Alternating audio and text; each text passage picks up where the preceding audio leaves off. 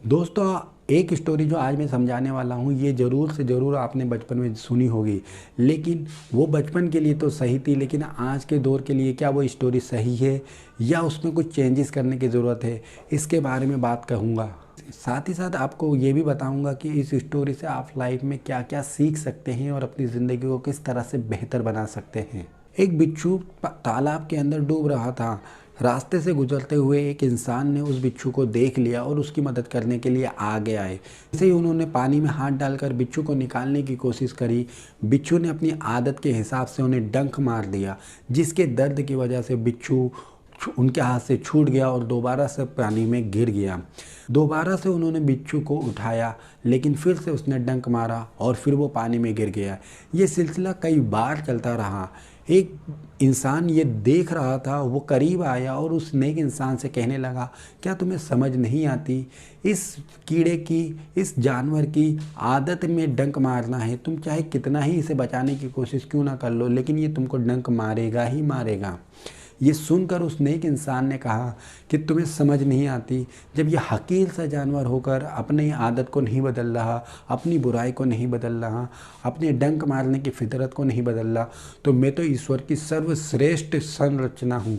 फिर मैं अपनी अच्छाई में अपनी नेकी और रहमदिली को कैसे बदल सकता हूँ। ये चाहे कुछ भी कर ले, लेकिन मैं इसकी मदद ज़रूर से करूँगा। दोस्तों, इस स्टोरी का मकसद ये था कि आप ये जानें कि हमें अच्छाई का साथ देना चाहिए, हमें नेकी का साथ देना चाहिए, और बुरे लोग जो हमारे साथ बुराई करते हैं उसके बावजूद भी हमें उनकी मदद करनी चाहिए। लेकिन क्या ये प्रैक्टिकली आज के टाइम पे पॉसिबल है? तो नहीं। आज के टाइम पे हमारे साथ कोई बुरा करता है तो हम उसके साथ बुरा करते हैं। कोई हमारे 10 रुपये का नुकसान करता है तो हम उसका 100 रुपये का नुकसान करने की कोशिश करते हैं। आज इंसान ईंट का जवाब पत्थर से देने के बारे में सोचता है। ऐसे में ये स्टोरी क्या सही है? नहीं। लेकिन इसमें कुछ चेंजेस की ज़रूरत है, जो कि मैं आज आपको बताने वाला हूँ। बिच्छू था जो पानी में डूब रहा था। एक नेक इंसान ने जब उसे देखा तो फ़ौरन ही उसके पास चले गए। जब बिच्छू को डूबता हुआ देखा तो उन्होंने आसपास देखा, एक बड़ी सी लकड़ी उठाई और उस बिच्छू के पास में रख दी। वो बिच्छू लकड़ी पर आ गया और उस इंसान ने उस लकड़ी के समेत उस बिच्छू को ज़मीन पर रख दिया और वहाँ से चला गया। दोस्तों, इस स्टोरी से हमें यह सीखने मिला है कि अगर कोई इंसान बुरा है, कोई इंसान हमें तकलीफ़ पहुँचा सकता है, कोई इंसान हमारा बुरा कर सकता है, कोई हमारा नुकसान कर सकता है, तो ऐसे इंसान की अगर आपको मदद करने की ज़रूरत भी आए तो इस तरह से मदद करनी चाहिए ताकि आपको डायरेक्टली नुकसान ना हो।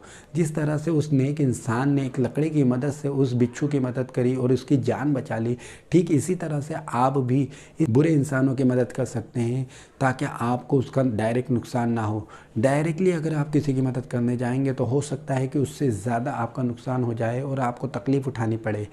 इसी तरह से मदद करनी चाहिए, और अगर ऐसी मदद पॉसिबल ना हो तो मदद ना करें, वही बेहतर होता है।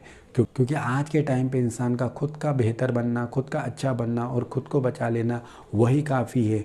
दूसरे की मदद तो हम तब करेंगे जब खुद बचेंगे।